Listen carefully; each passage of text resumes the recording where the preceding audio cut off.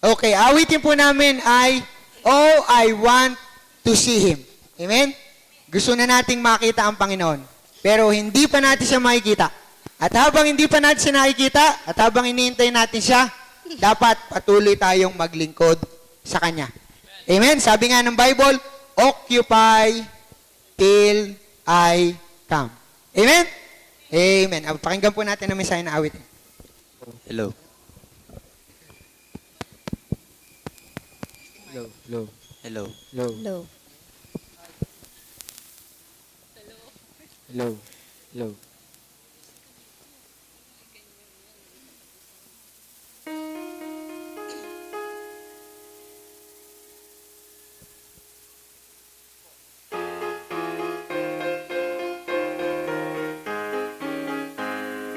As I journey through the land, singing as I go, pointing souls to Calvary, to the crimson flow. Many arrows pierce my soul from without within, but my Lord leads me on, through Him I must win. When in service for my Lord, dark may be the night, but I cling more close to Him, He will give me light. Satan's snares may vex my soul, turn my thoughts aside, but my Lord goes ahead, leads my every tide. Oh, I want to see Him, look upon His face, there to sing forever of His saving grace. On the streets of glory, let me lift my voice. There's no past, home at last, never to rejoice. When in valleys low I look toward the mountain height, and behold my Savior there, leading in the fight. With a tender hand outstretched toward the valley low, guiding me, I can see as I onward go. When before me billows rise from the mighty deep, then my Lord directs my bark, He that safely keep, and He leads me gently on through this world below. He's a real friend to me, oh I love Him so. Oh, I want to see Him, look upon His face, there to sing forever of His saving grace. On the streets of glory, let me lift my voice. There's no past, home at last, never to rejoice. Oh, I want to see Him, look upon His face, there to sing forever of His saving grace. On the streets of glory, let me lift my voice. Cares no past, home at last, ever to rejoice. Cares no past, home at last, ever to rejoice.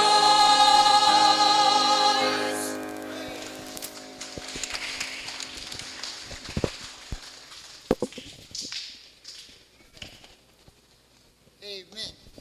Pakinggan po natin ating special number. Ito po ating special number ay si Ma'am Irene Naluis. Po ay ating birthday celebrant po. Amen. At ang kanyang awitin ay Send Me. Ano po? Yan pong awitin na yan, hindi lang po basta sa mga missionary po yan. Ano po? Para sa lahat po sa atin yan. Ano? Kahit saan tayo isugo ng Panginoon, dapat tayo ay sumunod sa Kanya. Amen. Praise the Lord.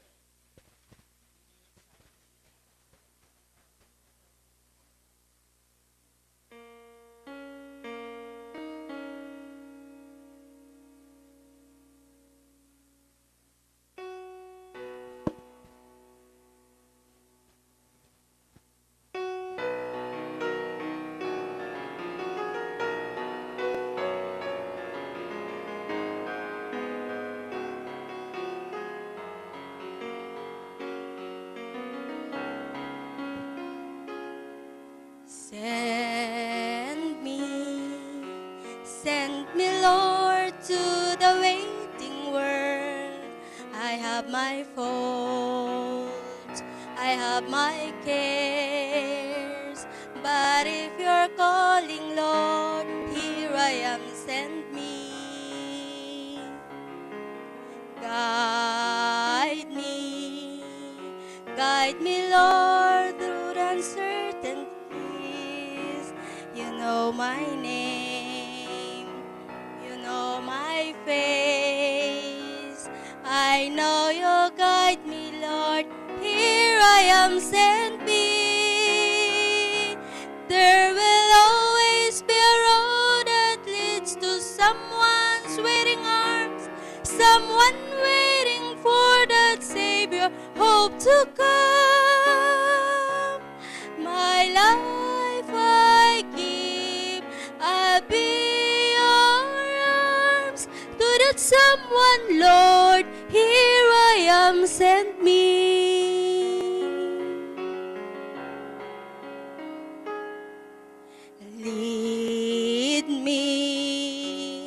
Lead me, Lord, to unwinding road. I have my fears, I have my doubts, but if you lead me, Lord, here I am, send me. There will always be a road that leads to someone's waiting arms, someone waiting for that Savior, hope to come. My life I give, I'll be your arms to that someone, Lord, here I am, send me. There will always be a road that leads to someone's waiting arms, someone waiting for that Savior, hope to come. My life I give, I'll be your arms to that someone, Lord, here I am, send me. Here I am, send me. Here I am, send me.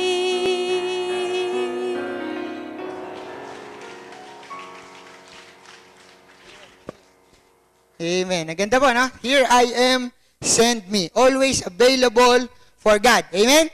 Amen. At ngayon po, handa po natin ang pusit-sipan na sa Panginoong Diyos. Handa na po kayo, amen? Yun, tawagin po natin speaker natin, si Pastor Albert Berba. Amen. Muli, good morning!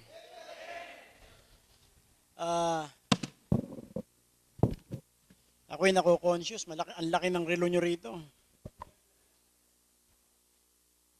Okay.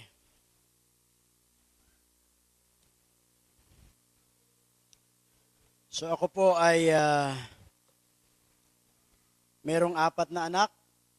Yung asawa ko pala. 2 babae, 2 lalaki. At ako po ngayon ay nasa apostolic ministry.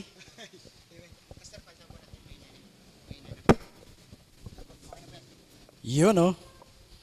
Apostolic ministry sapagkat meron ako isang apo. Kaya bagong ministeryo ko yon, apostolic ministry. Ready na po?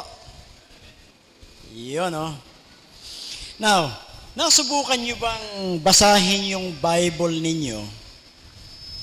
Kagaya nitong chapter 5 ng Genesis, na kung saan ang mababasa ninyo ay, and he lived, and he begot, and he died. And he lived a certain period of time, and he begot sons and daughters, and he died. Ganun na naman, and he lived, and he begot sons and daughters, and he died. Now, anong ginagawa nyo kapag ang nabasa nyong chapters ay puro ganon? And he lived, and he begot, and he died. And he lived, and he begot, and he died. Binabasa nyo pa ba yung buong chapter? Lalo na yung mga pangalan ay pagkahirap-hirap bigkasin. hindi nyo maintindihan kung saan, kung paano nyo bibigkasin yung mga pangalan. Yung iba ang ginagawa, tumatalo na sa next chapter. Yung iba naman, binabasa kahit hindi naiintindihan. Basa lang ng basa. Now, Genesis chapter 5, and we can learn some important life principles. Meron tayong makikitang napakahalagang prinsipyo dito po sa talatang ito. Genesis chapter 5, shall we all stand up please? You follow me as I read. This is the book of the generations of Adam. In the day that God created man, in the likeness of God made he him. Male and female created he them, and blessed them, and called their name Adam, in the day when they were created. And Adam lived 130 years, and begat a son in his own likeness after his image, and called his name Seth. And the days of Adam after he had begotten Seth were 800 years, and he begat sons and daughters. And all the days that Adam lived were 930 years, and he died.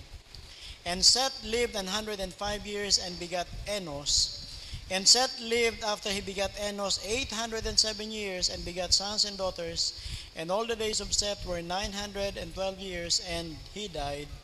And Enos lived 90 years, and begat Cainan. And Enos lived after he begat Cainan 815 years, and begat sons and daughters. And all the days of Enos were 905 years, and he died. And Cainan lived 70 years, and begat Mahalaleel. And Cainan lived after he begat Mahalaleel 840 years, and begat sons and daughters. And all the days of Cainan were 910 years, and he died. And throughout the chapter we can read, and he lived, and he begat, and he died. And he lived, and he begat, and he died. Father, thank you so much for reading of thy word. Always, Father, I recognize we need the working and the power of the Holy Spirit. So please, speak to us, meet our needs, challenge us, rebuke us once again. In Jesus' name, amen. Thank you. Maaari na po tayong umupo. And we can learn some very important principles from this chapter. Una, makikita po natin. Unang prinsipyo. No matter how long you live, you will still die. Sino po ang pinakamahabang taong nabuhay? Ang edad. Mababasa natin yan si Methuselah. Verse 27, and all the days of Methuselah were 969 years, and he died. You see, 969 years, almost a century, pero at the end of the day, he died. Namatay pa rin. Now, Methuselah was the oldest man who ever lived, but he died. Tayo po ngayon ay nabubuhay sa panahon na sinusubukan ng tao na siya ay maging Diyos. We are living in a period of man's history where men practically are trying to be a God. Keeping on trying to make life, aiming to keep people from dying. Ano po ang ginagawa ng tao ngayon? Medicine is trying to find ways to eliminate the causes of man's death. Walang tigil ang pag-aaral ng tao. Inaalam kung ano ang dahilan ng problema, inaalam kung ano ang cause ng sakit, inaalam kung paano mabigyan ng solusyon ng problema. Science can now study the basic building block of man and the makeup of man. Therefore, claiming that soon we can eliminate certain physical problem. Alam natin yung basic building blocks. Alam na ng tao ngayon yung DNA. Alam ng tao ngayon yung amino acid. Alam ng tao ngayon yung mga electrolytes, basic components, basic need ng katawan ng tao. At pinag-aaralan niya, walang tigil. Many years ago, ang problema ng tao ay yung TB. kung paano ito ma-eliminate. And we come to a point of time na kung saan sinabi ng tao, hindi na problema yung TB. Hindi na problema yung polio. Hindi na problema yung mga rabies. Pero alam niyo po ba ngayon sa Europe, ang isang problema nila ay TB. Another strain of TB had risen. At ewan ko kung nabalitaan nyo na merong panibagong strain ang lamok, yung dengue, na ang kinakagat lalaki lang. Oo, mga lalaki lang. Hindi kinakagat yung babae. Hindi naman fatal, hindi katulad ng mga naunang dengue, ano? Pero pag nakagat ka nito, lalaki, ang sakit ay badengue. At marami nang nakagat. No? Ito yung panibagong sakit ng dengue na ang kinakagat lalaki lang. Badengue. Hindi ito nakakamatay. Kaya lang ang manifestation, mga misis, bantayan niyo yung asawa niyo.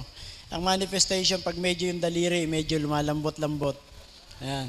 Malamang nakagat yun. Tapos pag may nahulog, nagbagay, at kinuha ng paganito, kumpirmado yon. May nagtanong sa akin one time, sabi niya, Pastor, bakit ba naman etong mga bakla, wala namang matris, dumadami? Ayun ang sagot ko, dahil yan sa lamok. Yun ang dahilan. Alright, now, but the moment they can find the answer, other problem will it create. Sakit ng katawan mo, inom ka ng mefenamic acid. For a while, mawawala yung sakit, hindi mo alam, ang binabanata naman yung kidney mo. You see? So akala ng tao na bibigyan ng solusyon yung problema, ang hindi niya alam, panibagong problema ang ginagawa nito sa katawan ng tao. Well, at the end of the day, they will always come to a point that they themselves recognizes that death is a fact of life. Hindi ito pwedeng kaligtaan, hindi ito pwedeng isa-isang tabi na ang kamatayan ay katotohanang bahagi ng buhay ng tao. Death is a fact of life. At alam nyo, ang kamatayang ito ay wala pong nirerespeto. Wala itong nirerespeto. Whether you are the most powerful man who ever lived, you will still die. Kahit ikaw ang pinakamakapangyarihang taong nabuhay, mamamatay pa rin ang tao. Well, one classic example is Alexander the Great.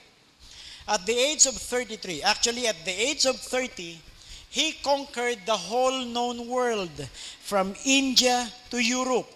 But at the age of 33, Alexander the Great, the man who conquered the whole known world during his time, died. You see, ang pinakamakapangyarihang tao nung panahon niya, walang pwedeng kumalaban sa kanya. Alexander the Great, Grecian Empire. And leaving the whole kingdom behind, that was divided by his 4 generals. Kung naalala nyo yung panaginip ni Daniel, na merong leopard, na merong 4 na ulo at merong 4 na pakpak. It was referred to Alexander the Great. Leopard is one of the fastest among the cat family. Dinagdagan pa ng 4 na pakpak. Kaya at a very short period of time, ay nagawang ma-conquer ni Alexander the Great. Yung lahat na alam na merong tao nung panahong yon, from India to whole Europe. But then when he died, it has 4 head. Meron siyang 4 conquering generals at yung kanyang kaharian ay pinaghati-hatian ng kanyang 4 na general. You see, even if you are the most powerful man, still, you will die. Nung panahon ni Idi Amin, ay kinatatakutan siya sa buong Africa. Because literally, kinakain niya ang lamang loob ng tao. Kumakain siya ng tao. But where is Idi Amin nowadays? Wala na, patay. You see, our strong man, Ferdinand Marcos, patay. Kahit sino pang mga world conqueror, ay wala na. They all are gone. Even if you are the most powerful man who ever lived, you will still die. Whether you are the wealthiest person who ever lived, kahit ikaw ay napakayaman, kahit ikaw ang pinakamayaman, mamamatay pa rin ang tao. In 1923, 6 of the wealthiest men in America met together to discuss some business opportunities. Nung panahong yan, pag pinagsama yung kayamanan ng 6 na ito, kaya nilang bilhin ang buong Amerika. You see, at sino itong mga taong ito? The 6th wealthiest man, the president of the largest steel company, the president of the largest gas company, the president of the New York Stock Exchange, the greatest wheat investor, the president of the Bank of International Settlement, and the great bear of the Wall Street. Nagmeeting itong 6 na pinakamayayamang tao ng Amerika. Sila'y nagplano kung ano ang gagawin nilang negosyo. You see, these men should have been considered some of the world's most successful men. At least, they found the secret of making money. Pero ano po ang nangyari? Years later, you know what has become of these men? Ano po ang nangyari sa 6 na taong ito? The president of the largest steel company, Charles Schwab, died a pauper. The president of the largest gas company, Howard Hobson, got insane. And the president of the New York Stock Exchange, Richard Whitney, was released from prison to die at home. Ano pa nangyari doon sa 3? Nabaliw, namatay na pulubi. The greatest wheat investor, Arthur Cougar, died abroad penniless. The president of the Bank of International Settlement, Leon Fraser, shot himself. And the great bear of the Wall Street, Cosaby Rivermore, died of suicide. Whether you are the wealthiest person that ever lived, still, you will die. Whether you think you are the most fitted person today, akala mo malakas ka, akala mo nag-exercise ka, akala mo nag-gym ka, akala mo monitored mo ang iyong pagkain, ang intakes and outputs. You see, whether you think you are the most fitted person today, still you will die. The date was 25th of January 2004. Feher, very young man, received a booking for time wasting by the referee. All cameras and eyes were on Feher, who seemed to laugh off the stupidity of his yellow card and walk back to his position to defend for his team. All of a sudden, Feher leaned forward and kneeled over, dramatically collapsing onto the pitch, and in a flash, a future Hungarian star was gone. Hanapin nyo sa YouTube si Feher, ano siya namatay. Nasa gitna siya ng field, tinawagan siya ng referee, yumuko lang siya saglit, and suddenly he collapsed. He died. Alam natin yung larong football, very physical. It needs resistance. But he died. Whether you think you are the most fitted person today, yung boss ng aking bayaw, ang kanyang sports ay scuba diving. Professional, may license. But then one day, pagkatapos tumalon, few minutes after lumutang, patay. Sabog yung kanyang lungs. Sumabog yung kanyang lungs. I don't know what was the problem, pero hindi pala bigla-bigla yung pag-angat niyan. Merong timing. Dahil pagka hindi tama yung timing ng pag-akit mo, mamumuo yung oxygen sa lungs mo, sasabog. Napabilis yata yung kanyang pag-akyat. At paglutang, sabog yung kanyang baga. Yung isang boss ng aking bayaw, ganun din. Ang kanyang sports ay golf. You see, golf.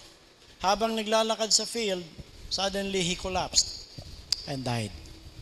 Whether you think you are the most fitted person today, Akala mo malakas ka. Isa sa sikat na football player sa Japan, Naoki Matsuda. He played 40 times for Japan. Kasama na yung 2002 World Cup. Naoki Matsuda collapsed after a 15-minute training run on Tuesday. After an initial diagnosis of heat stroke, he was later confirmed to have a cardiac arrest. He was unconscious on his arrival at the hospital and showed no response to heart massage. Whether you think you are the most fitted person today, akala mo malakas ka, akala mo alaga mo yung katawan mo. I've read an article, merong inalagaan yung mga scientists sa Amerika. Ang sabi nila, this man will live for 100 years.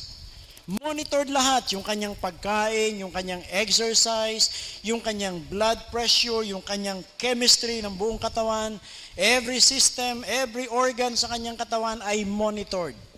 And the scientists claimed this man will live for 100 years. But you know what? At the age of 30, the man died. Hindi kasama sa na-monitor nila, pwede palang mabangga ng sasakyan. And he died. Hindi nakasama yon sa pagbantay nila. At the age of 30, he died.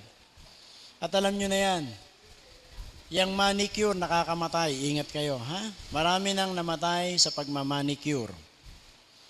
Nagpamanicure, lumabas ng parlor, hinihipan, basa pa yung kuko, tumatawid sa kalsada, nabangga, patay. So, ingat kayo ng pagmamanicure, nakakamatay yan. Whether you think you are the most fitted person today, still you will die. Alam niyo, wala pong, I always say, death is no respecter of person. Hindi niya kikilalanin kung ano ang kulay mo, kung gaano yung karami yung bank account mo, kung ano yung height mo, kung ano yung status mo sa lipunan. The Bible says, what is your life? In James chapter 4 verse 14, ang sabi ron, our life is like a vapor. Ang sabi kanina ni Haring Solomon, everything under the sun is vanity. It's like a vapor. And our life is under the sun. So ano pong buhay natin? Ikaw ay nandirito ngayon. You are here for a moment of time. And then suddenly, no more. No more. You're gone. In Luke chapter 16, verses 19 to 31, a very familiar story, rich man and Lazarus. Again, we can learn some important facts. We can learn some important principle. Una, in this life, there are some inequalities. Sinabi ron sa Luke chapter 16, merong mayaman, merong mahirap. Ito po ay katotohanan ng buhay. Hindi po natin mawawala ito. Kung papaanong ang ating mga daliri ay hindi pantay-pantay. Ganon ang estado ng buhay ng tao. May mayaman, may mahirap, may matangkad, may maliit, may malusog, may balingkinitan. Merong mga isinilang na magandang lalaki at magandang babae. Merong mga tao isinilang lang. Okay? Ito po ay katotohanan ng buhay. Wala tayong magagawa. This is the fact of life. Pero totoo yun, hindi lahat ng ng magandang lalaki nag-artista. Yung iba nagpastor. Okay? This is the fact of life. Pangalawang katotohanan, whether you are rich or poor, you will still die. Kaya mayaman ka, kaya mahirap. We know the story of rich man. Masarap ang pagkain, maayos ang tahanan, maganda ang tirahan, but then suddenly, he died. And we know what happened to Lazarus. He died. At pangatlong katotohanan makikita natin sa Luke chapter 16. Sa ating mga bisita ngayong umaga, the moment you die, you will either be carried by the angels to heaven, or you will lift up your eyes being in the place of torments. Alam nyo, wala pong purgatorio. Tandaan nyo, ang Luke chapter 16, ang nagkwento rito ay walang iba kung hindi ang Panginoong Jesus. The one who claims to be the way, the truth, and the life. He is the truth. At ang sabi niya, alam nyo, nung Si Pope Benedict, ang naging Pope, inamin niya, wala naman talagang limbo. Ano ba yung limbo? Yan ay teaching ng Catholic noon na lahat ng batang namamatay napupunta ng limbo. Pero inamin ni Pope Benedict, wala talagang limbo. Ngayon, hindi ako magugulat isang araw na aaminin nila na wala naman talagang purgatorio. Kasi ang Panginoong Hesus na ang nagsabi, langit lang o impyerno. Alam nyo, lahat po ng, ano bang purgatorio? Purga, pinupurga ka ng kasalanan para makakit ka ng langit. Tandaan nyo, ang purgahan ginagawa hanggat buhay ang tao. Pagkapatay ka na, wala nang purgahan. Mapalad nga yung mga bata ngayon, yung pampurga ngayon, di ba? Yung mga anak ko mapalad, yung iniinom nilang tablet, pampurga. Sasabog na yung mga bulati ron sa loob, hindi mo na makikita. Kami nun, yung pampurga namin yung Padrax, talaga namang pag inom mo nun, spaghetting pababa, spaghetting pataas. Pwede mong ilagay sa platito at meron ka ng, lagyan mo lang ng sauce. May spaghetti ka na. Pero ang purgahan, ginagawa hanggat buhay ang tao. Pag ikaw ay namatay, wala nang purgahan. So, tatlong katotohanan na sa mundong ito, merong hindi pagkakapare-pareho. Pangalawa, mayaman ka man, mahirap ka man, mamamatay pa rin. At pangatlo, kapag ikaw ay namatay, either may mga anghel na sumundo o magdilat ka ng mata sa impyerno. Alam niyo, kung titingnan natin saglit ito pong buhay ni Lazarus, bakit kaya siya binitbit ng mga anghel? Hindi alam ko ano nangyari sa katawan ni Lazarus. Di ba? Siya'y namatay at dumating ang mga anghel. Kung susundan natin ang tradisyon ng mga Hudyo, nung makitang patay si Lazarus, may ilang possibilities. Una, siguro dumayal 117. Meron hong patay rito. Dating yung mga otoridad. At nung panahon nila Lazarus, pwedeng yung katawan niya ay itinapon na lang doon sa Valley of Hinnom. Alam niyo yung Valley of Hinnom, ito'y parang Smoky Mountain, na lahat ng basura, mga patay na hayop doon tinatapon. At walang tigil yung apoy doon.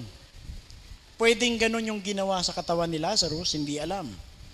Pwede rin namang may dumating na mga pulis, kinuha, dinala sa hospital, nung walang nag-claim, ibinigay na lang sa mga medical schools o pag-aralan nyo yung katawan. Siguro chinap-chap yung katawan ni Lazarus, binuksan yung bungo, inilabas yung utak, nilabas yung mga lamang loob.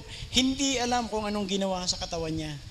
Alam nyo dyan sa Bilibid, pag may mga namatay dyan na walang kamag-anak, ganun ang ginagawa. Kinukuha ng mga medical schools. Pinag-aaralan ng mga medical students. Or pangatlong possibility, nung mamatay si Lazarus, siguro may nag-claim, kamag-anak namin yan. Pero isang buwan na hindi pa nililibing. Lipat dito, lipat doon para pagsugalan. Tong its. Hindi alam kung ano nangyari sa katawan ni Lazarus. Pero alam nyo, yung tunay na Lazarus,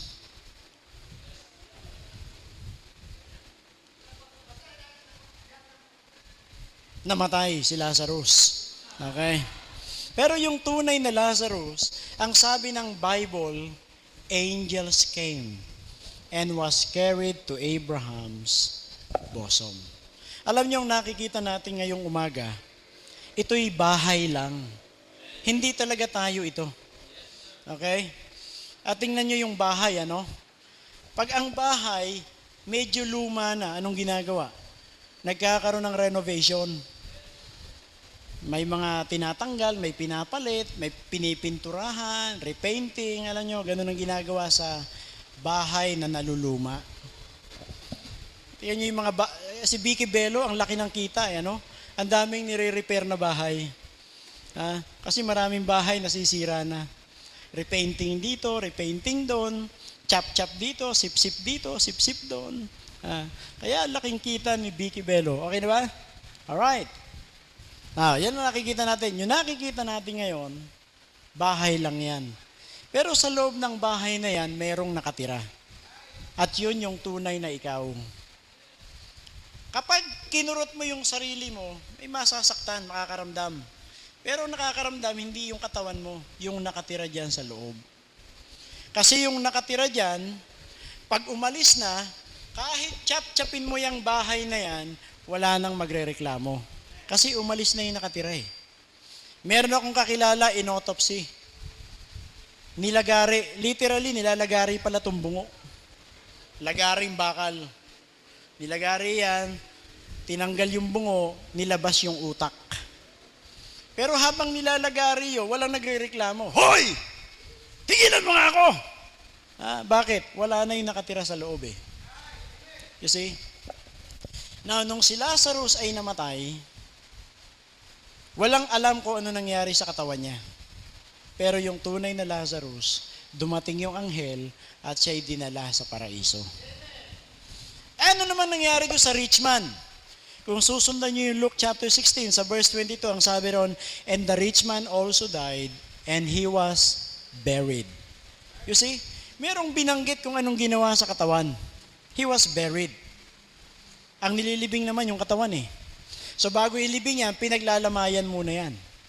At kung susundan natin ang tradisyon ng mga Hudyo, alam niyo ba yung crying lady sa kanila nagsimula yon? Sa mga Hudyo yon. Pag ang namatay ay mayaman, umaarkila sila ng taga-iyak. Shifting yan, 2 hours. Walang gagawin nyo, iyak lang ng iyak. Babayaran siya ron. Pag napagod na, may kapalit na naman. Ang purpose nun, para yung mga nakikipaglamay, matangay pati yung kanilang emosyon. Makikiiyak. Parang kayo, di ba? Pag nanonood kayo ng telenovela, pag may umiiyak, hindi nyo napapansin, tulo rin yung uhog nyo, yung luha nyo, naghahalo. Tapos pag biglang nagtawanan, tawa na naman kayo. So yun ang purpose nun.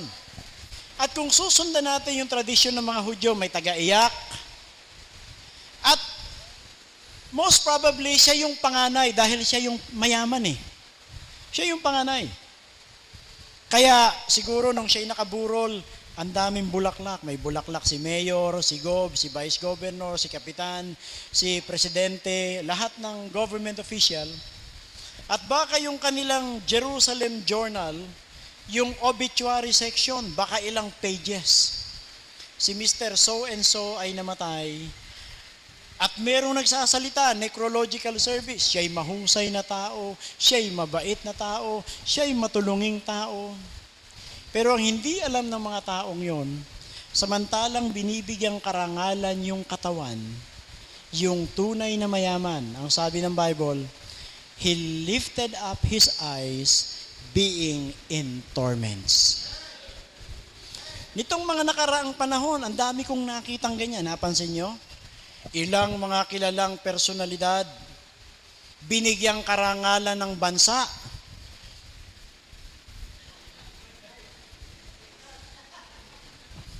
Binigyang karangalan ng presidente, ng mga senador, ng mga congressman, sarado ang kalsada, binigyan siya ng parangal. Pero ang sabi ng Biblia, nung magdilat ng kanyang mata, siya'y nasa lugar ng pagdurusa. Kasi ang daming ganyan. Kilala, binibigyan ng karangalan. Pero ang hindi nila alam, habang binibigyan ng karangalan ang tao, yung katawan, yung tunay na tao ay nagdurusa sa impyerno. Mga kaibigan, pag kayo'y namatay, right away, walang purgatorio. Either darating yung anghel at dadalhin kayo sa Panginoon, o magdidilat kayo ng inyong mata na kayo'y nasa impyerno. Sabi ng Jehovah's Witness na kausap ko, hindi, yung impyerno dyan, yan ay libingan. Wala namang impyerno, libingan yan. O sabi ko sa kanya, sige, papayag ako sa iyo ngayon. Papayag ako na yung impyernong nakalagay ay libingan lang pala. So basahin natin. At sa libingan, nung siya'y magdilat ng kanyang mga mata, siya'y nasa pagdurusa. Sabi ko sa kausap kong Jehovah's False Witness, tandaan mo, pwede mong palitan yung impyerno ng libingan. Gusto mo, gawin mo pang kwarto yan na naka-aircon. But you can never get away with the word torment. still tormented. And hell is a place of torment. Ewan ko, baka nilibing ng buhay yan. But still tormented. You see? Kaya mga kaibigan naming bisita, kung wala pa kayo sa Panginoon, ang buhay mo ay parang usok lang. Andito ka ngayon, di mo alam kung ano mangyayari mamaya. At pag wala ka sa Panginoon, magdidilat ang iyong mata na ikaw ay nasa lugar ng pagdurusa. Samantalang si Lazarus, dumating yung mga anghel. May nagtanong, Pastor, kailangan bang maging mahirap ka para mapunta ka ng langit? Abay, hindi. Basahin nyo ang Bible, lahat ng pinakamayayaman doon, anak ng Diyos. Ano ang susi? Bakit si Lazarus ay napuntang langit? Alam nyo, mga tao ng unang panahon, kung ano yung pangalan mo, yun ang pagkatao mo. Alam nyo po ba ibig sabihin ng Lazarus? Lazarus means my help comes from God. Kahit sa kanyang abang kalalagayan, kinilala ni Lazarus, kailangan ko ang Panginoon. Eh bakit yung mayaman, walang pangalan, description lang, adjective? Rich man. Alam nyo kung bakit ang sabi ng John chapter 10, He calleth His sheep by their names. Kilala ng Panginoon yung kanyang mga tupa. Ngayong umaga, ikaw ba'y kilala ng Panginoon? O baka ang description lang sa'yo ng Diyos, o yung babaeng mahaba ang buhok, o yung lalaking matangkad, o yung babaeng maputi. He calleth His sheep by their names. Bakit kilala ng Panginoon si Lazarus? Sapagkat siya ay anak ng Panginoon, anak ng Diyos. At sana ngayong umaga, ikaw ay anak ng Panginoon. Kung hindi pa, meron lang adjective na ibibigay sa iyo ang Panginoon. So nung si Lazarus, pag ang tao ay namatay, ang kanyang katawan ay babalik sa lupa. Pero ang tunay na ikaw ay dalawa ang pupuntahan mo. Either you go to heaven or you go to hell.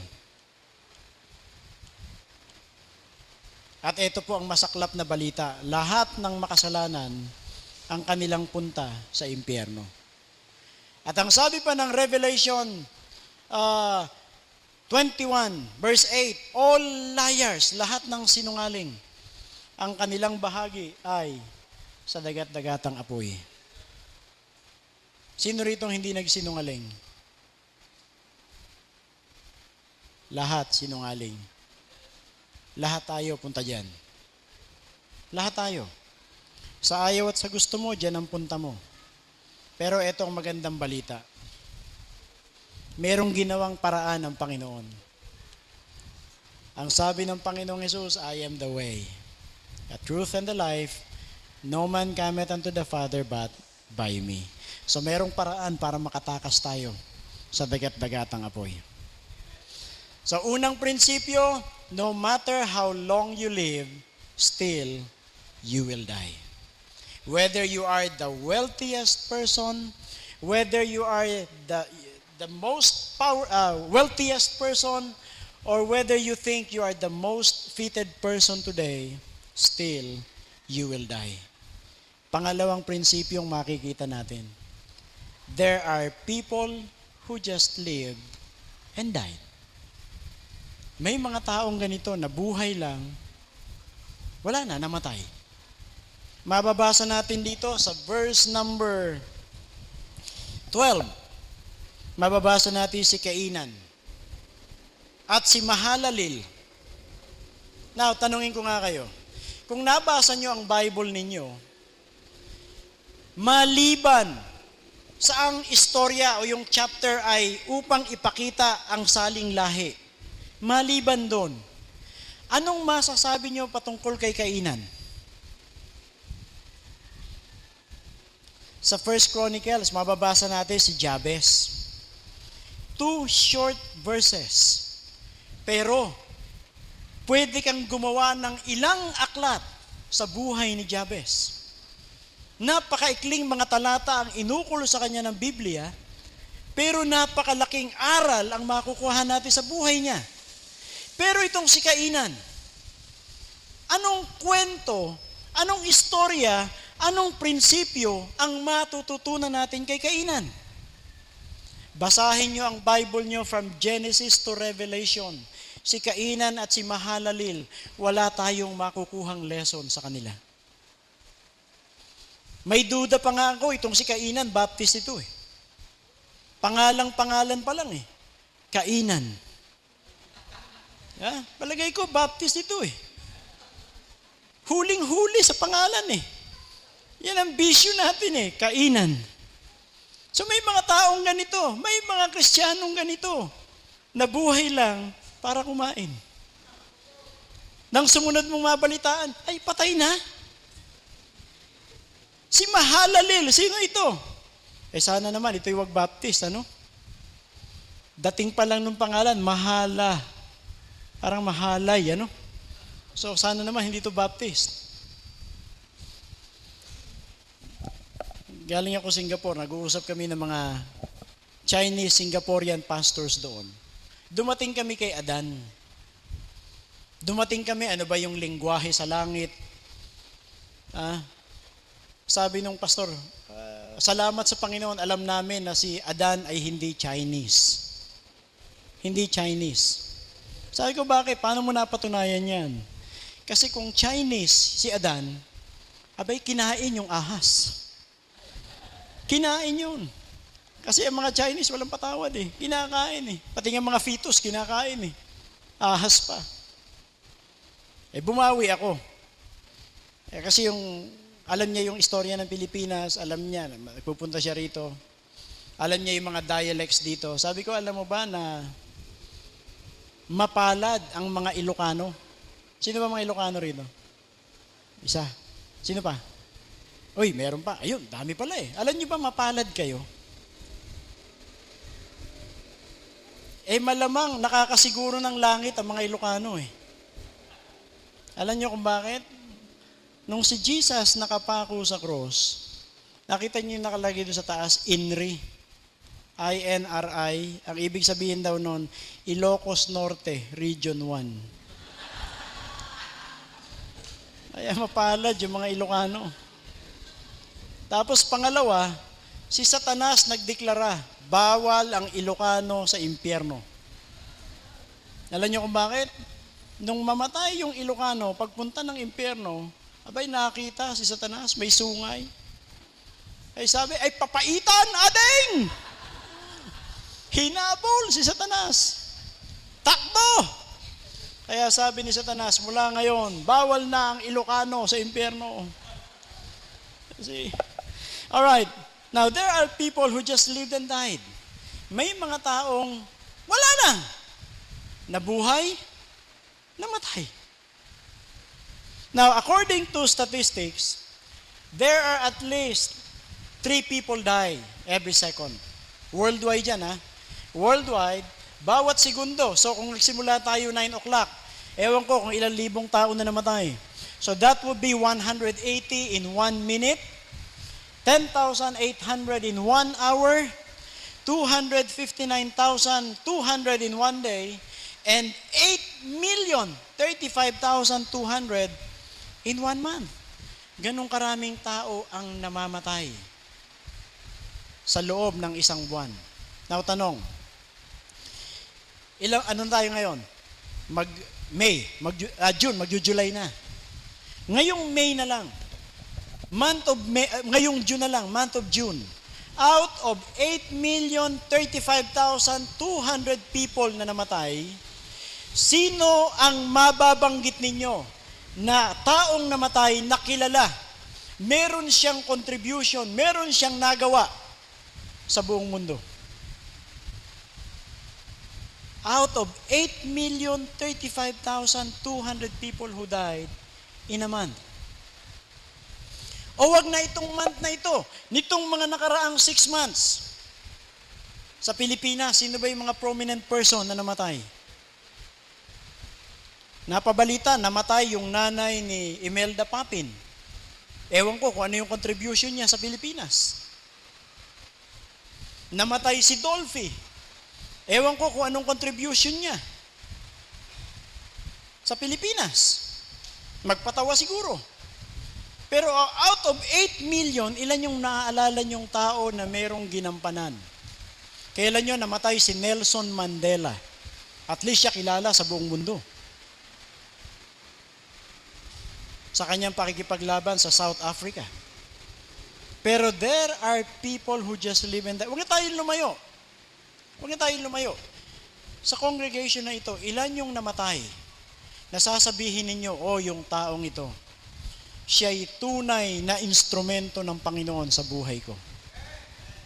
Kasi, pero merong mga taong nabuhay lang. Sumunod na mabalitaan natin, ay patay na pala. Now, believers, let us be reminded that our life here on earth is but a preparation for eternity. We are not made to last forever here on earth. Para tayong si Mrs. Lot. Ayaw iwanan. Para bang hindi mamamatay. Ayaw iwanan kung anumang meron siya sa mundong ito.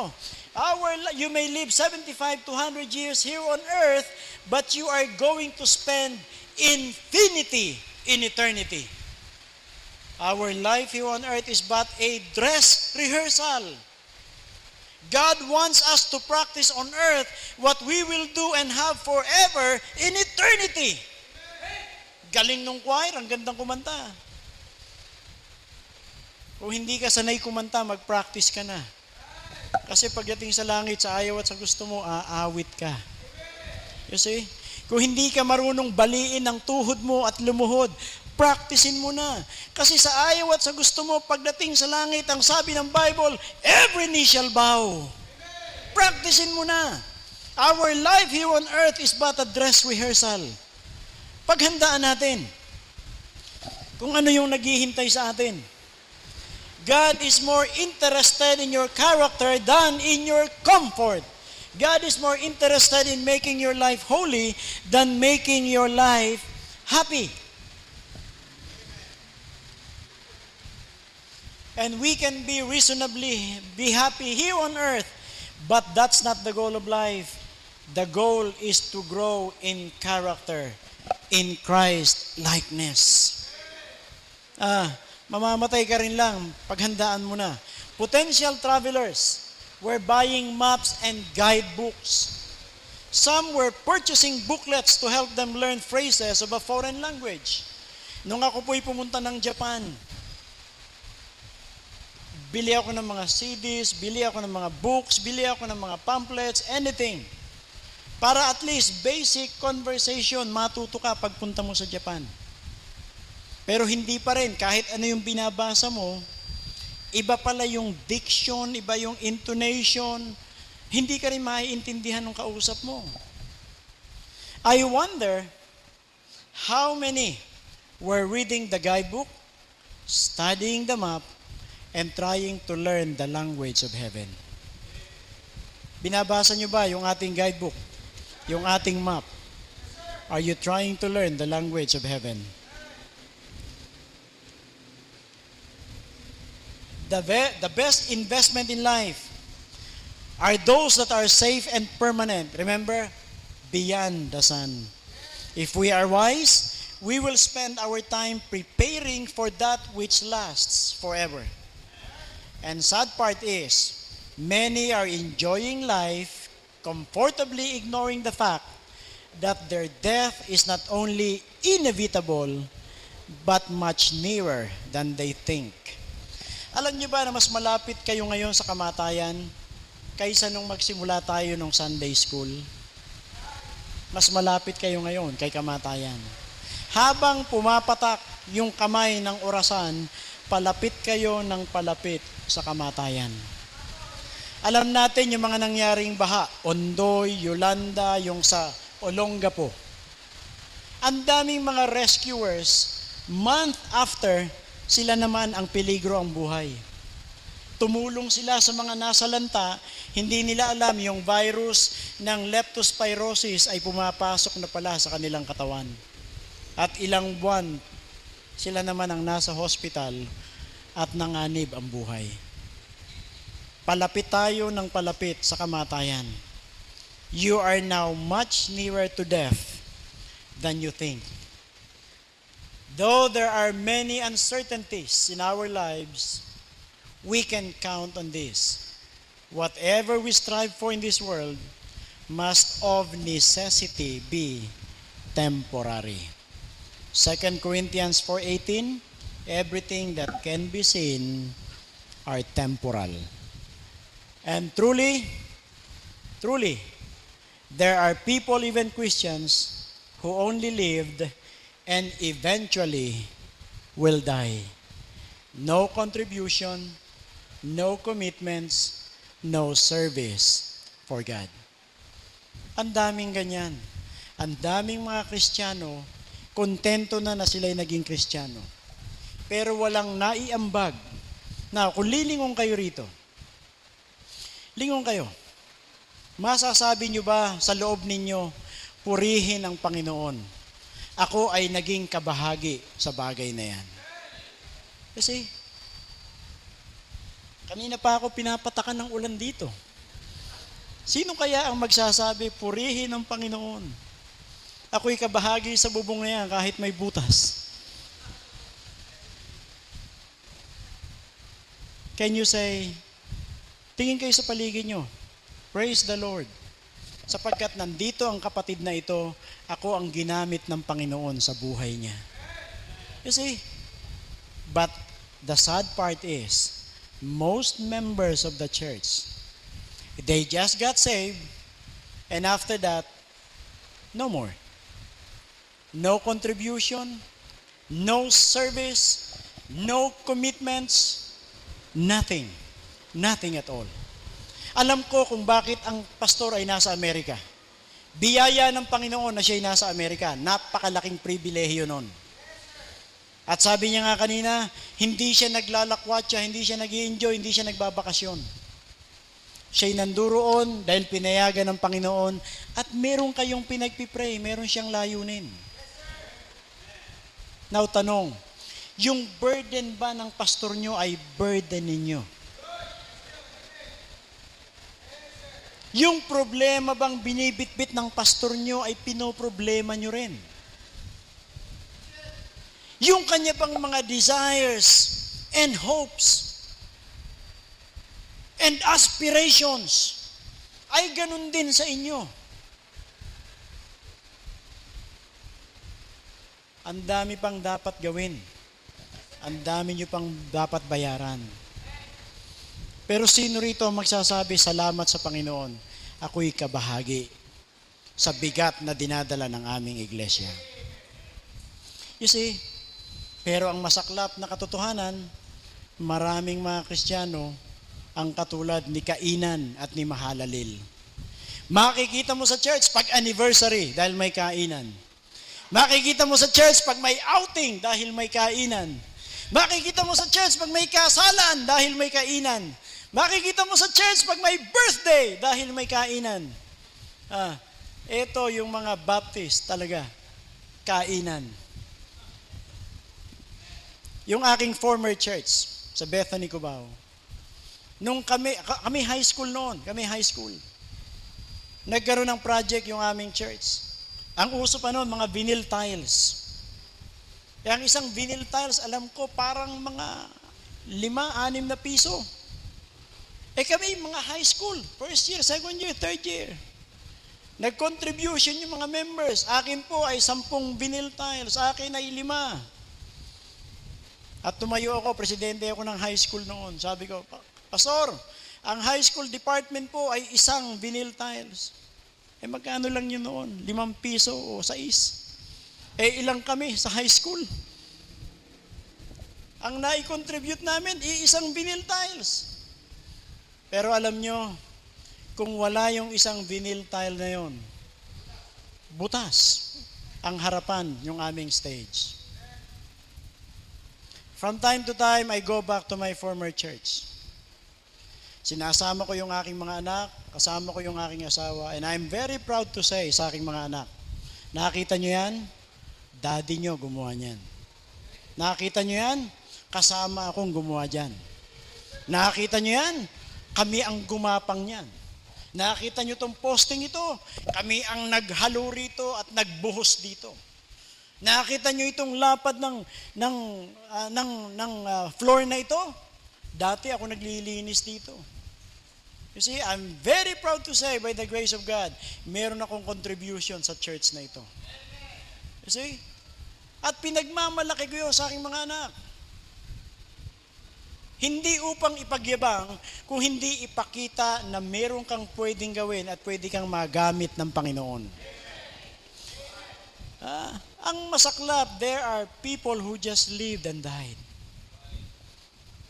Ako'y nasa World Missions Conference many years ago sa Bethany. Merong lumapit sa akin, ang sabi niya, Pastor Albert. Sabi ko, sino ka, Brad? Hindi kita maalala. Sabi niya, ako po ngayon ay presidente ng Bible College. Ako ang presidente ng Student Council. Sabi ko, sino ka? Pastor, dati niyo akong kapitbahay. Ito hong Bible galing to sa inyo. Na-recognize ko. At sabi niya, Pastor, naalala ko po, madaling araw, ginising ko kayo. Kasi yung anak ko kailangang itakbo ng hospital. Kayo nag-drive, hinintay nyo kung ano yung resulta, hindi kayo umalis. At sabi niya, Pastor, habang sinishiran nyo ako noon, wala lang sa akin. Pero sabi niya, nung kami lumipat na sa Cavite, merong nag-share sa akin ng gospel, at para bang na-refresh lahat, na-recall ko yung mga sinabi ninyo. At sabi niya ngayon, ako ho ay nag-aaral sa Bethany. Ako ngayon ang presidente ng Bible College. You see, hindi ko alam. Kaya kayo mga nagso-soul win, huwag kayong magsawa. Sige lang.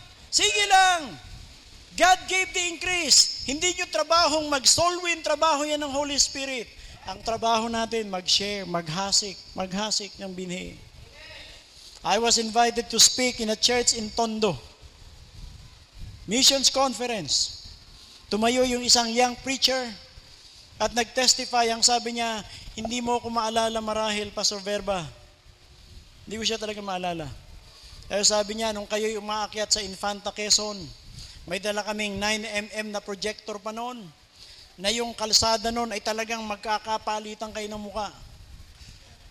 Yung ngayon ay 1 hour travel from Santa Cruz to Infanta. Noon, binabiyahe ng 8 oras. Talagang magkakapalitan kayo ng mukha pag hindi mo hinawakan. Wala naman nakipagpalit sa akin. Sayang. Anyway, sabi ng batang yun, Pastor, isa ho ako sa mga batang makukulit na takbo ng takbo noon. Nung umaakit kayo ron at nagdadala pa ng mga palabas. At sabi niya, ngayon po ako'y nagpapastor dito sa isang lugar sa Tondo. Ang bihira. Ano ang contribution mo? Ano yung naiambag mo sa kaharian ng Panginoon? Ano yung naiambag mo sa iglesyang ito? Ano ang naiambag mo sa buhay ng kapatiran sa iglesyang ito? And sad to say, there are people who just lived and died. Nothing at all. Walang naitulong. Pasaway pa, pabigat pa, problema pa. Alam nyo sa aming church, ang dami kong ampon. Mahigit mga 20 yung nakatira doon. May matanda, may bata, may mag-ina. Third principle. Una, no matter how long you live, still you will die. Second principle, there are people who just lived and died. And third principle is, while you are living, make a godly legacy. Bakit hindi tayo gumawa ng mga bagay na tayo'y maaalala? Pag nabanggit ang pangalan mo, ano kaya yung mental picture, mental image na mamumuo sa kaisipan ng tao? Si brother ganito ay pambihira, napakabuti ng taong yan, napakamatulungin. Siya ang naging instrumento sa aking mga anak. You see? O pag nabanggit yung pangalan mo, nako po, yung taong yan. Nako, bakit naging Kristiyano yan? Hindi dapat Kristiyano yan eh. Now look at these people. Enoch. Samantalang lahat ay mababasa natin. And he lived, and he begat, and he died. Si Enoch, and he lived, and he begat, and he was not. Hindi siya namatay. And we can make library out of the life of Enoch.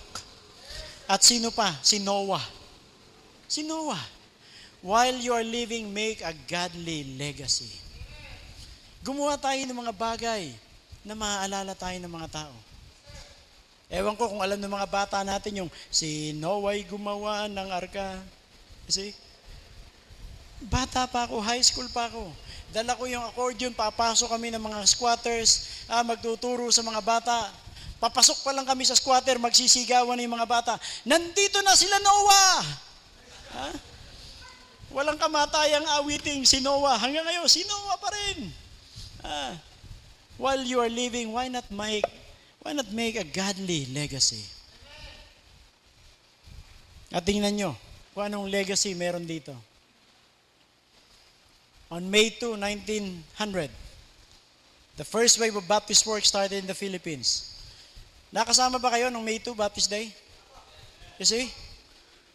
The first wave of Baptist work started in the Philippines. Eric Lo, magkatabi kami ni Pastor eh. Katabi kami ni Pastor, rekto doon sa upuan sa harap eh. Okay, Eric Lund and Braulio Manican became the first Baptist missionaries. And that was the first wave of Baptist work in the Philippines. Kaya mas matanda pa tayo sa mga nagkiklaim na sila'y malakas at marami. Mas marami tayo. We are almost 4,000 Baptist churches now in the Philippines.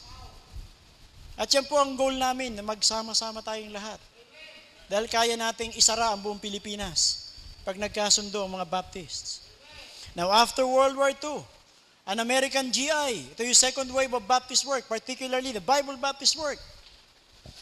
After World War II, an American GI wrote to his spiritual mentor, and the words that started the fire was, "Let us begin the march of life where the march of death ended."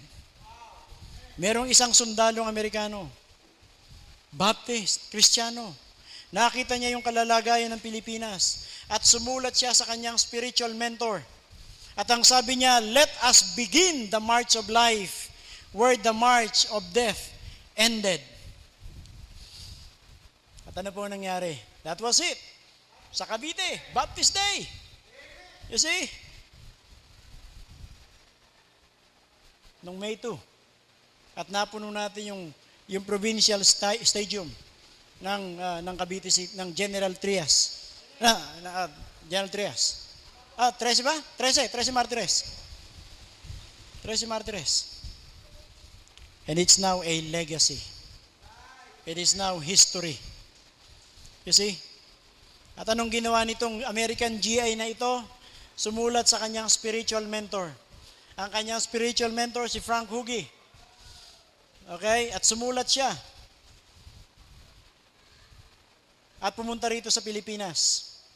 Si Frank Hugi. At inumpisahan ang Bible Baptist Church sa Santa Mesa. Okay? Yan ang unang Bible Baptist. Marami ng Baptist churches. Pero speaking of Bible Bap, ang unang-una yung sa Santa Mesa. Pinagpapastoran ngayon ni Pastor Boyd Lyons.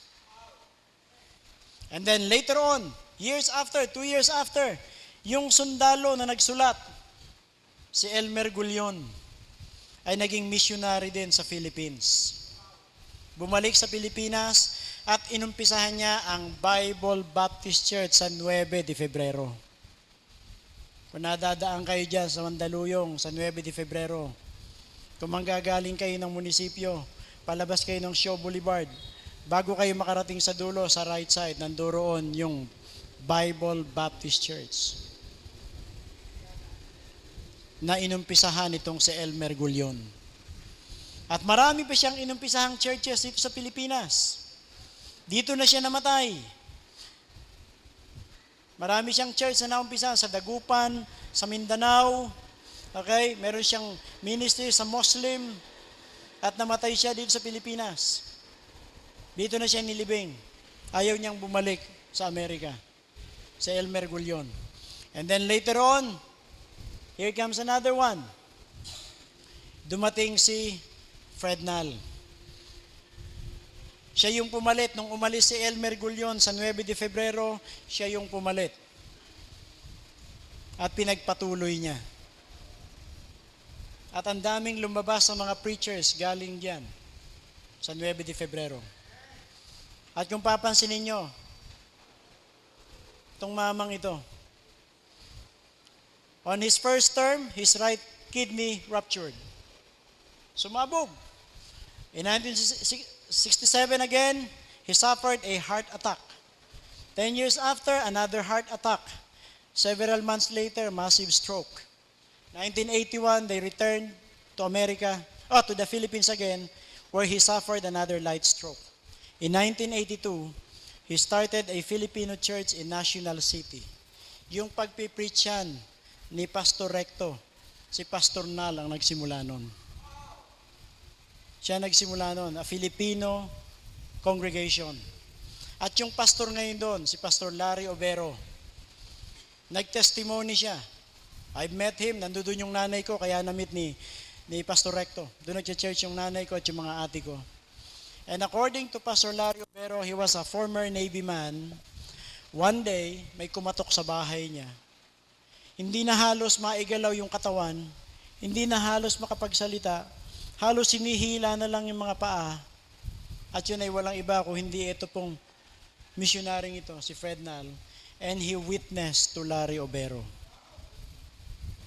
He witnessed to Larry Obero.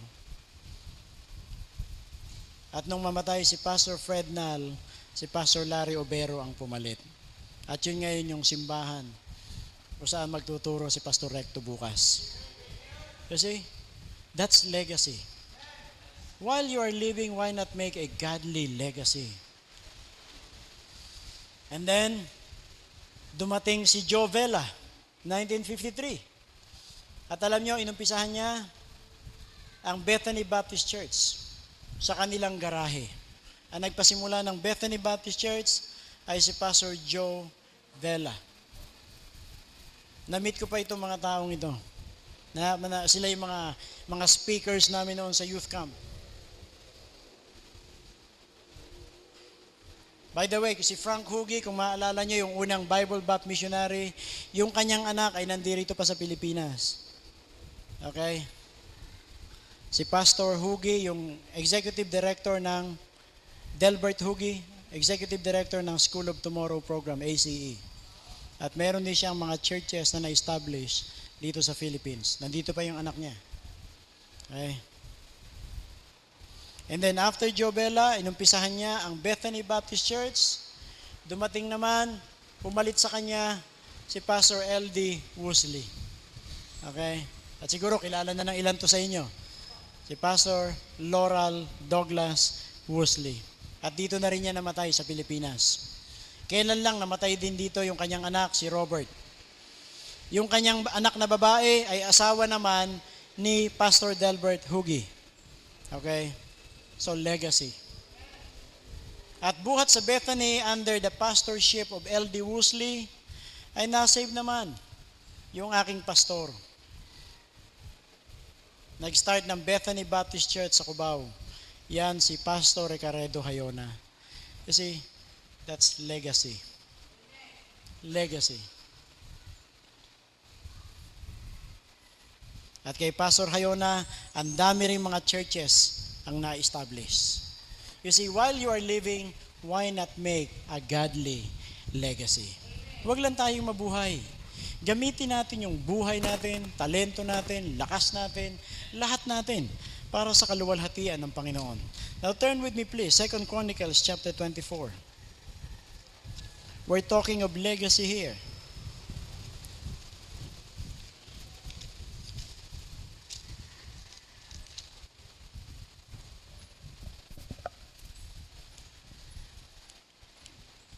Makikita natin dyan si Joash. Joash was 7 years old when he began to reign. Sa verse 2, and Joash did that which was right, 2 Chronicles 24, verse 2, and Joash did that which was right in the sight of the Lord all the days of Jehoiada the priest. Alam natin na si Joash ang pinakabatang naging hari. Bago siya, si Atalia, yung wicked queen, pinagpapatay lahat ng royalty. Pero naitakas itong batang ito. And when he was 7 years old, inilabas, and he was proclaimed to be the legitimate king of Israel. At ang sabi ng Bible, and he did that which was right. Kapag yan ay binanggit ng Biblia, yan po'y indikasyon na ang leader ay isang mananampalataya. Napakagaling ni Joash. Inayos niya yung templo, ibinalik niya yung temple worship, but then something went wrong. In verse number 15, yung kanyang spiritual mentor, Jehoiada, ay namatay. Sa verse 17, ito nang masaklap. Now after the death of Jehoiada, came the princess of Judah and made obeisance to the king, and the king hearkened unto them. And they left the house of the Lord God of their fathers, and served groves and idols, and wrath came upon Judah and Jerusalem for this their trespass. Etong masaklap. Nung mamatay yung kanyang spiritual mentor, dumating yung mga royalty, dumating yung mga government officials, and they started to influence the king. At ang masaklap, and the king hearkened unto them. Iniwan niya ang kanyang Diyos, nagsamba sa mga Diyos-Diyosan, at kinalimutan ang tunay na Diyos ng Israel. Now listen, parents, whether you like it or not, you are making a legacy. But the question is, what kind of legacy? Is it godly or evil one? Ano kayang klaseng legacy ang pinakita ni Joash? Nagsimula siyang sumamba sa ibang Diyos-Diyosan. At yun ay nasubaybayan at nakikita nung kanyang anak. Kaya nung siya ay namatay, chapter 25, nung siya ay namatay, and Amaziah was 25 years old when he began to reign, verse number 2, and he did that which was right in the sight of the Lord, but not with a perfect heart. Ito na problema. May bawas na. Nakita niya yung klase ng pananampalataya ng tatay niya. Pwede naman pala eh. Pwede naman palang mag-switch ng Diyos. Pwede naman palang mag-accommodate ng ibang Diyos. At nakita yon ni Amaziah. At si Amaziah ay napakagaling na leader at conqueror. Isang araw sila'y napalaban sa verse number 14. Now it came to pass after that Amaziah was come from the slaughter of the Edomites, that he brought the gods of the children of Seir and set them up to be his gods, and bowed down himself before them and burned incense unto them. Mas lumala. Nakita niya yung tatay niya, pwede naman palang magkaroon ng ibang Diyos. Kaya nung makubkub niya yung ibang bayan, kinuha niya yung ibang Diyos. He brought the gods of the children of Seir. Inuwi sa kanyang bayan and set them up to be his gods. At ang masaklap, dinagdagan niya pa, and he burned incense unto them. Mga tatay, merong lumapit sa aking mag-asawa, umiiyak. Sabi niya, Pastor, mabuti pa nung yung anak namin ay maliliit. Bit-bit namin sa church, walang reklamo. Pero ngayong sila'y may pamilya na, hindi na namin madala sa church, pati yung mga apo. Point blank, sinabi ko sa mag-asawa, alam nyo, hindi ho pwedeng magkamali ang Proverbs 22 verse 6. Train up a child in the way he should go, for when he is old, he will not depart from it. Hindi po pwedeng magkamali ang Bible. Pero tatanungin ko po kayo, meron po bang pagkakataon sa buhay ninyo na kayo ay kinakitaan ng mali ng mga anak ninyo? Umiyak yung mag-asawa. Sabi ng lalaki, opo, pastor. Kasi kahit ho ako'y nagsisimba, hindi ko maiwasan yung aking paninigarilyo at kung minsan ako'y nainom. At sabi nung nanay, opo, pastor, kasi nakita po ng mga anak ko na ako'y nagsusugal. Sabi ko sa mag-asawa, alam nyo, biyaya na lang ng Panginoon kung yung mga anak nyo at yung mga apo ay bumalik sa Panginoon. Kasi meron silang nakitang bagay sa inyo na mali. At ako huy hindi magtataka kung yung anak nyo ngayon ay umiinom, nagsusugal at naninigarilyo.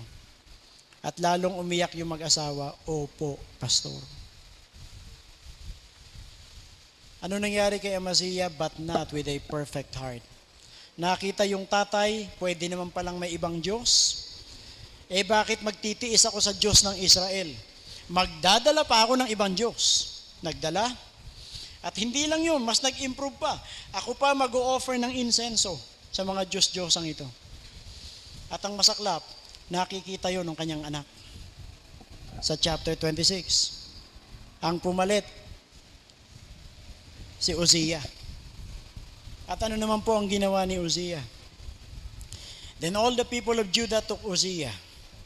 Verse number 4, and he did that which was right in the sight of the Lord, according to all that his father Amaziah did. Meron tayong kasabihan, like father, like son. Nanay, anong gagawin mo? Galing kayong palengke, sumobra yung sukli. Alam mong sobra, at alam ng anak mo sobra. Anong gagawin mo? Like father, like son. Anak, blessing. Minsan kasalanan pa na, pasensya siya. Napakalaki niyang ti. Kasama ko yung anak ko, nag-taxi kami, papuntang MOA. Alam niyo, nakakalito yung 100, tsaka yung 200. Diba, yung kulay? Binayaran ko ng 200, sinuklian ako ng taxi driver, pang 1,000. Ang dami kong pera, tubo ako, malaki. Sabi ko sa taxi driver, Brad, malulugi ka. Malaki abono mo. Hindi po, okay lang po. Kahit wag na kayo mag-tip. Sabi ko, hindi. Tingnan mo yung pera kong binaya, 200 lang yan. At siya'y nagpapasalamat. Anong gagawin mo? Nasa jeep kayo, may nakitang wallet. Kasama mo yung anak mo, anong gagawin mo? Anak, i-screen ako ha, screen ako. Box out to, box out. Anong gagawin mo? Kasama ko yung mga anak ko. Nakakita kami ng wallet. Hinanap ko yung address. Hinanap namin yung bahay. At sinoli ko sa may-ari. See? Kasama ko yung mga anak ko. Nag-drive kami dyan. Nag-drive ako sa EDSA. Doon sa may Puyat. Buendia, sa ilalim. Hinarang ako ng MMDA. Sabi ko, Brad, anong atraso ko? Sir, yellow lane ho kayo. Eh nung time na yon, wala, burado. So binaba ko yung salamin, sinabi ko, sinilip ko. Sabi ko, may nakikita ka bang yellow? Wala nga ho, nabura lang yan, pero ito ho'y yellow lane, bus lane ito. Sabi ko, wala kasi ako nakitang yellow. Tsaka doon sa unahan, walang signage na nagsasabing bus lane ito. Kahit na ho, basta bus lane ho ito at yellow lane kayo. Well, sabi ko, sige, kinuha ko yung wallet ko, kasama ko yung mga anak ko, kasama ko yung mga young people. Sabi ko, okay, kung mali ako, tikitan mo ko. Dahil itinuturo ko na dapat kayong respetuhin at dapat kayong sundin. Bakit? Ano ho ba kayo? Pastor ako Ay, pastor, pwede ho ba ipag-pray nyo ko? Kasi alam nyo, delikado ho kami rito sa EDSA. Talaga hong maraming nalilito rito. Wala ho, talaga, hindi kasi nila nilalagyan ng pinipinturahan Oo nga ho, pastor, talaga hong walang yellow lane Sige na, pag-pray nyo ako Binalik yung lisensya ko. At, pero sinabi ko, kailangan tikitan mo ko. Dahil tinuturo ko sa mga batang ito na kung sino kayo sa kalsada, dapat kayong respetuhin at sundin. According to all that his father Amaziah did. Kayo mga tatay, hating gabi, red light, walang MMDA, walang pulis. Anong gagawin nyo?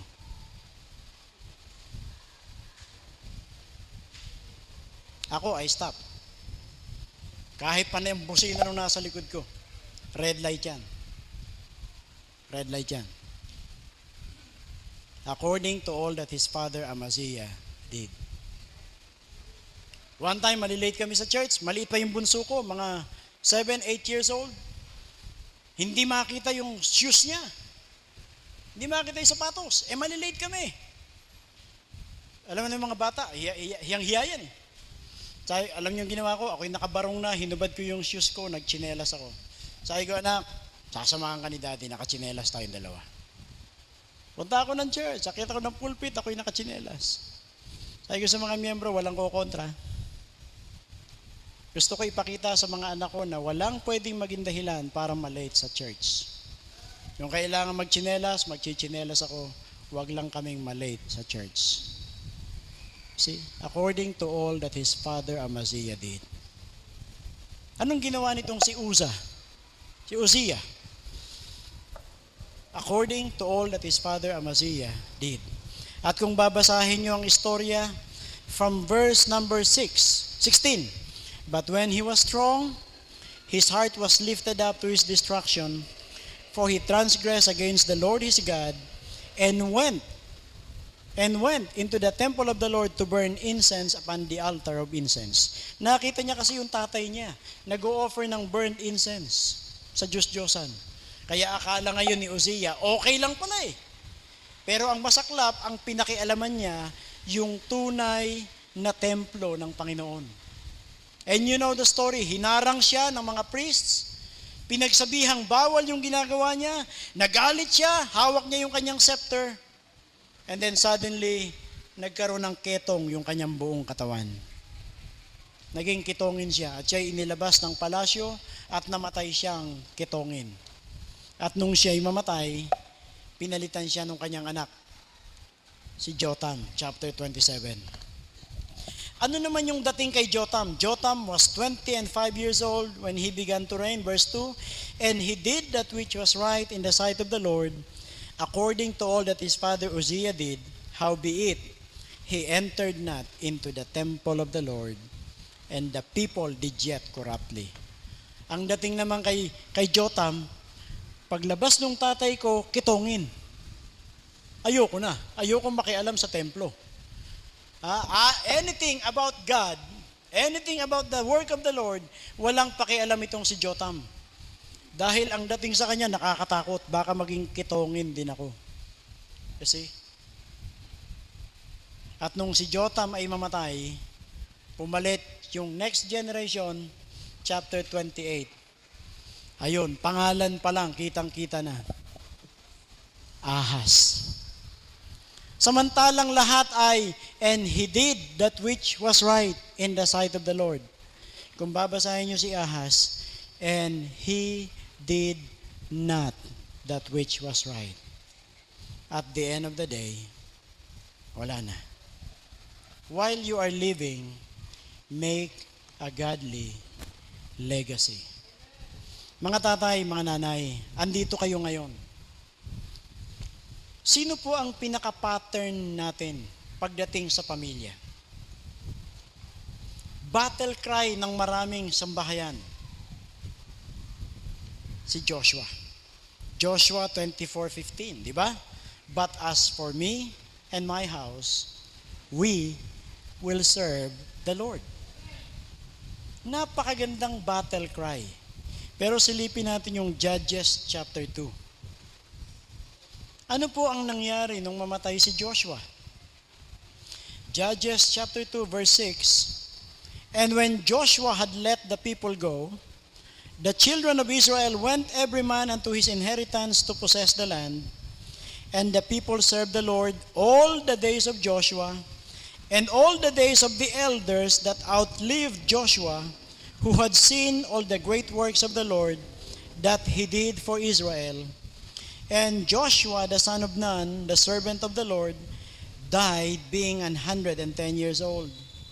And they buried him in the border of his inheritance in Timnath Heresh in the mount of Ephraim on the north side of the hill Gaash. And also, all that generation, yung mga kasabayan ni Joshua, all that generation were gathered unto their fathers, and there arose another generation after them, which knew not the Lord, nor yet the works which he had done for Israel. And the children of Israel did evil in the sight of the Lord, and served Baalim, and they forsook the Lord God of their fathers, which brought them out of the land of Egypt, and followed other gods, of the gods of the people that were round about them, and bowed themselves unto them, and provoked the Lord to anger. Nung mamatay si Joshua at yung mga kasabayan niya, there arose another generation who does not know God. Mga magulang, nandito kayo ngayon. Ano kayang mangyayari sa susunod na henerasyon? Yung mga anak nyo kaya ay susunod sa inyo? O katulad ni Joshua, nung siya'y buhay, as for me and my house, we will serve the Lord. But when he died, another generation came who does not know God. Ano mangyayari sa church na to? Ano mangyayari sa pamilya ninyo?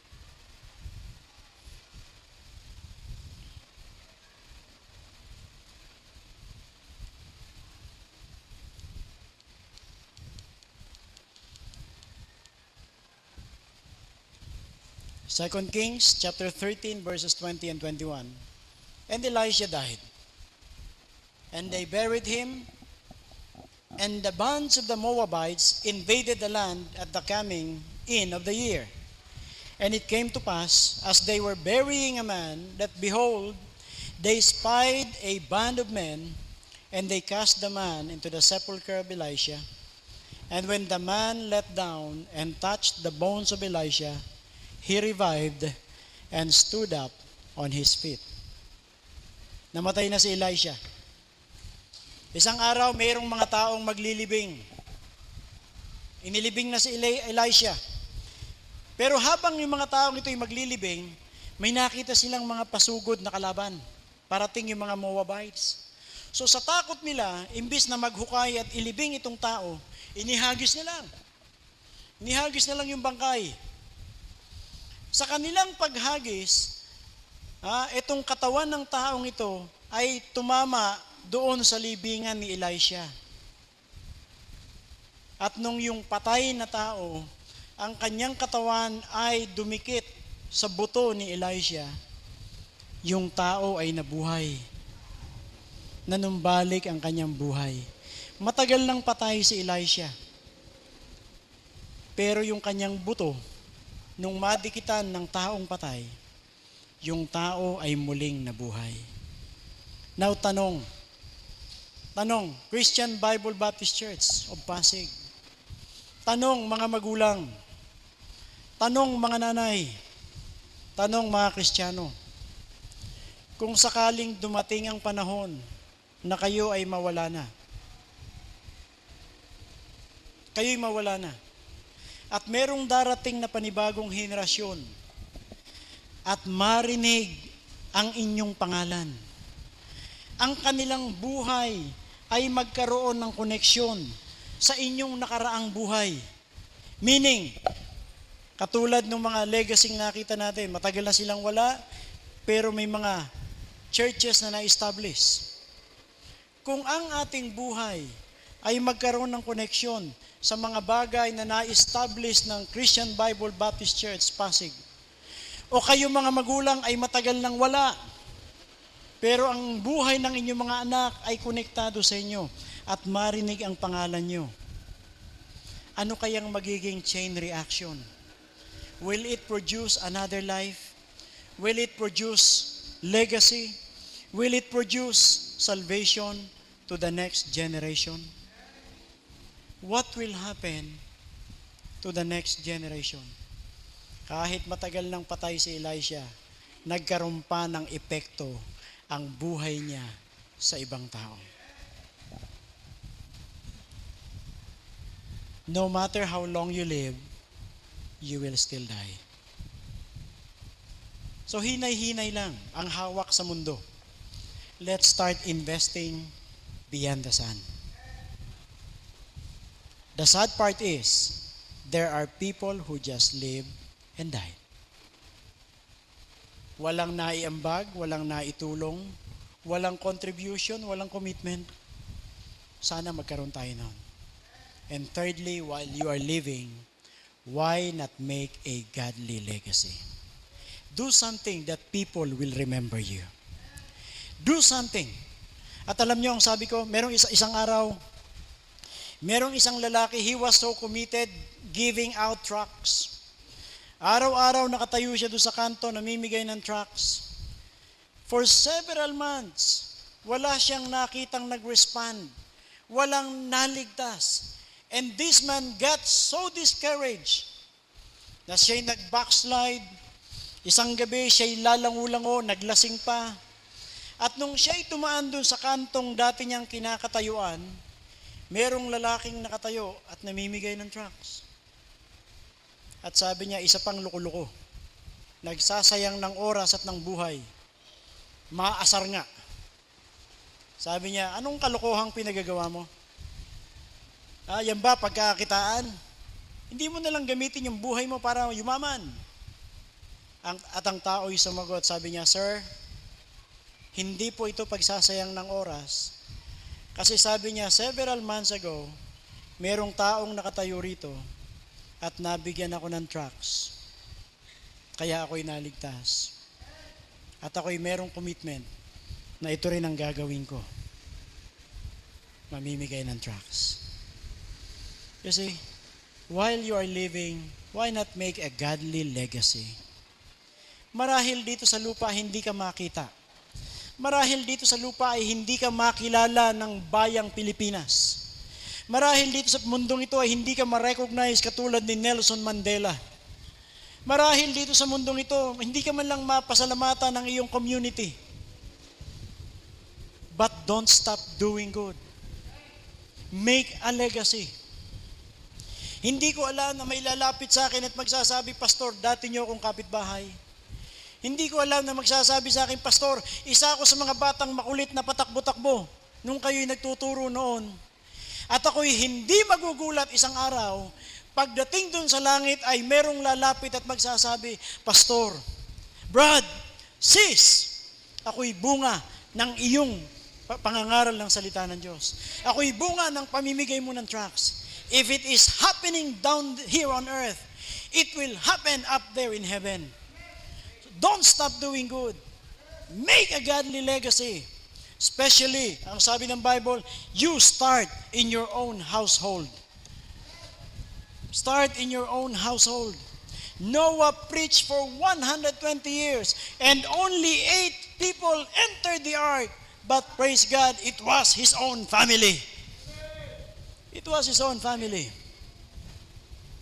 One time, I was contemplating at dumating sa puso ko, sabi ko, Panginoon, ano kaya kung meron akong isang anak na hindi pa saved?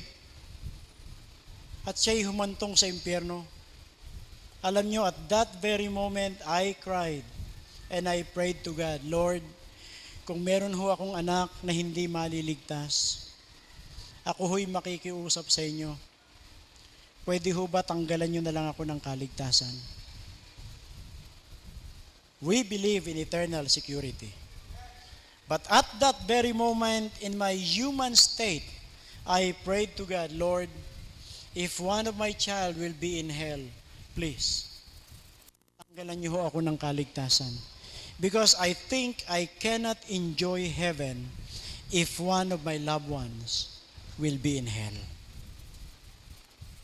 Naalala ko yung sinabi ni Moses, ang sabi ni Moses, if you will not forgive these people their sins, you blot my name out of the book of life. Ang sabi ni Apostle Paul, let me be accursed for the sake of Israel, my brethren. Naalala niyo yung rich man? Nung siya'y nabubuhay, wala siyang pakialam. But few moments, nung maranasan niya yung apoy sa impyerno, for the very first time in his life, he began to have concern. Ang sabi niya kay Abraham, I still have 5 brethren. I don't want them to come into this place of torment. Hindi bali na ho ako. Wala na ako magagawa eh. Hindi pwede yung tubig. Hindi pwedeng bumalik si Lazarus.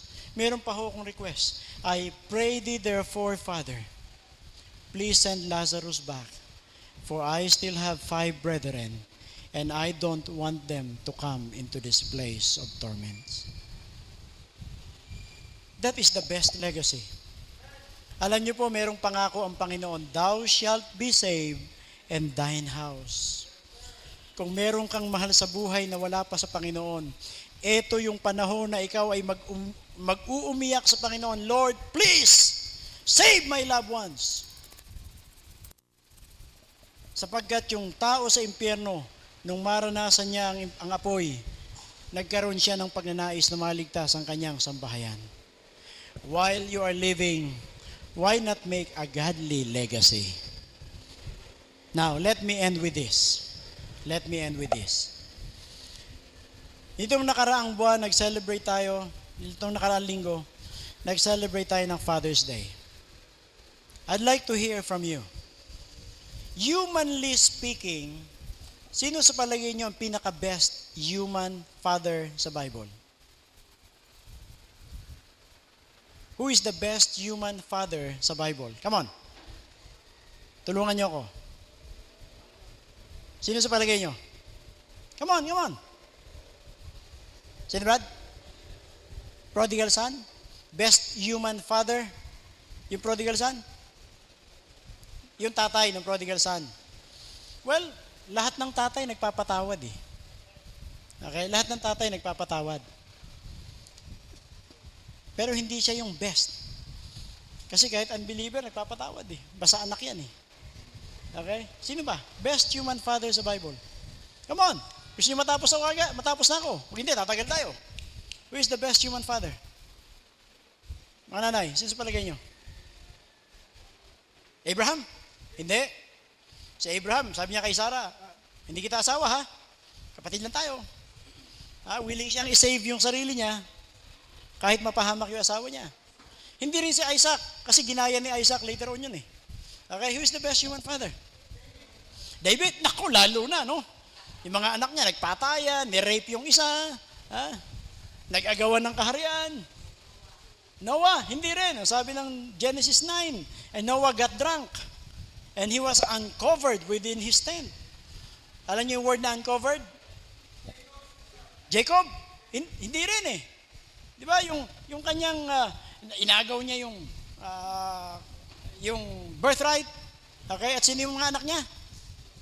Joseph, si Ephraim, nagkaroon ng anak, si Ephraim, si Manasseh. Okay, si Ephraim, mga lahi ng lasinggero eh. Okay?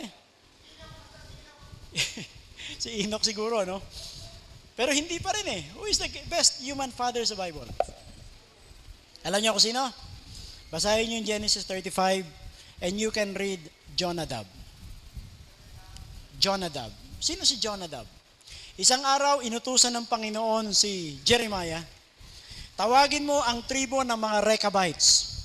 Tribo ng mga Rechabites. At sabihin mo, uminom sila ng alak.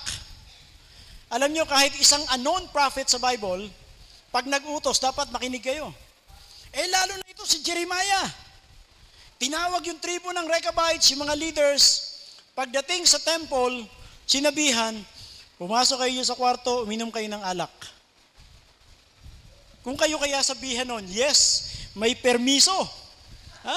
Yes, blessing. Pero alam nyo, sabi ng mga Rechabites, hindi kami inom ng alak.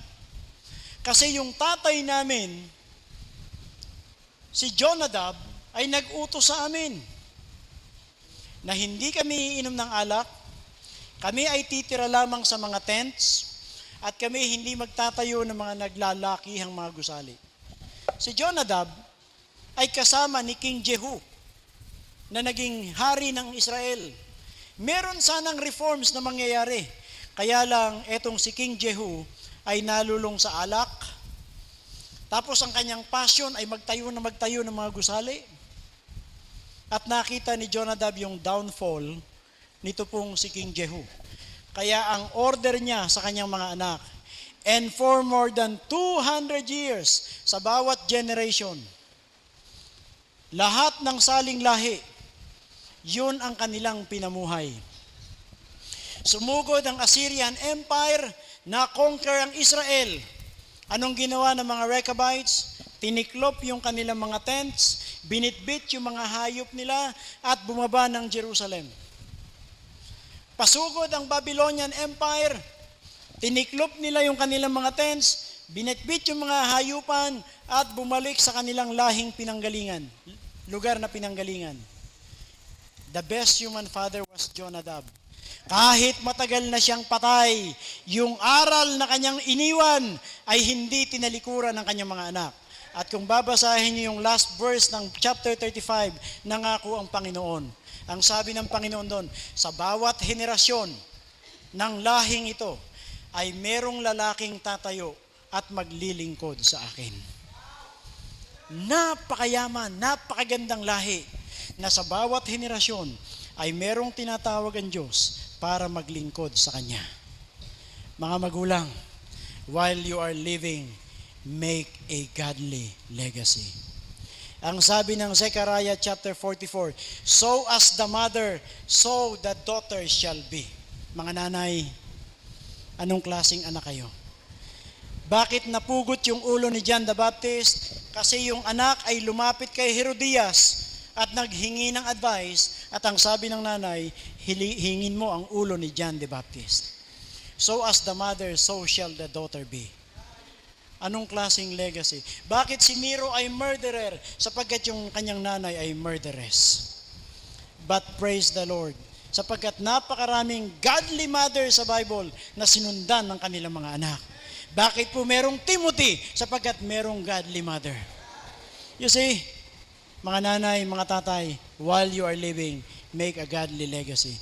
Christian Bible Baptist Church, make a legacy in Pasig. Pabayaan yung makilala ng buong Pasig na sa lugar na ito ay merong CBBC na nakatayo at merong mga Kristiyanong namumuhay sa pamantayan ng salita ng Diyos.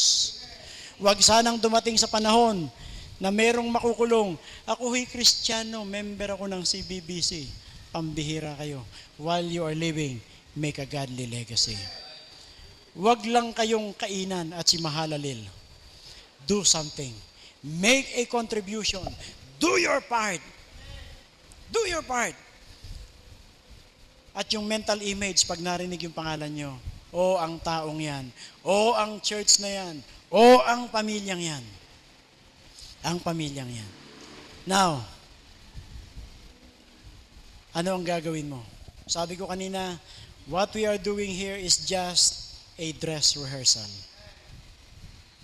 Kung nandito yung mga magulang, anong gagawin mo sa iyong pamilya? Make a godly legacy. Tayo po ito may lahat. Tayo po ito may lahat.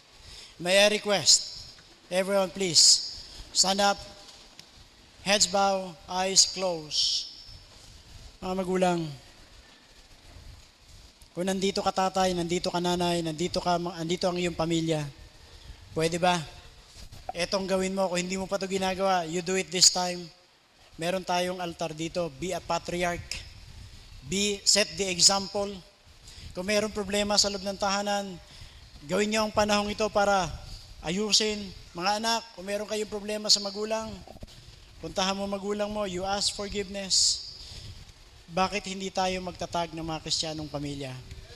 At magkaroon tayo ng magandang anino sa ating kapaligiran at sa ating komunidad. Hindi ko alam kung saang aspeto ka kinausap ng Panginoon. Saan mo gagamitin ang buhay mo? Bakit hindi mo gamitin yan sa Panginoon? Ba't di mo gamitin ang talento mo?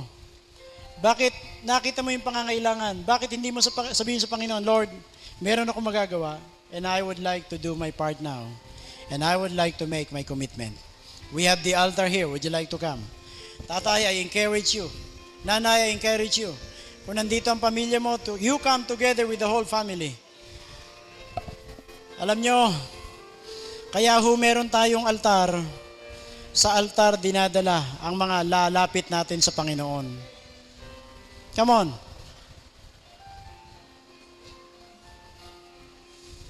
Alam nyo, napaka-unfair nyo. Kanina pa kayo nakaupo.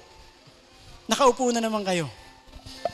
I said, everybody please stand up. And if you would like to make commitment, why not come here at front, here at the altar? Come on. Mga tatay, nasan yung asawa mo? Nasan yung anak mo? Bakit hindi mo ilapit sa Panginoon? Maging patriarch ka ngayon. Lord, make my life a blessing. Make me a channel of blessing. Help me to make a godly legacy. Nakita mo yung pangangailangan. Nakita mo yung pangangailangan. At meron kang pwedeng iambag, meron kang pwedeng maitulong, meron kang pwedeng gawin. Bakit hindi mo ilapit sa Panginoon yan, Lord? Ako ho'y magiging kabahagi. From this day onward, I will be a part of building a godly legacy. Building a godly family. Building a godly church. Building a godly Christian life. I believe yung mga bisita natin ay dinidil na. I pray to God that from this day onward, let's make our life a very useful one for the glory of God.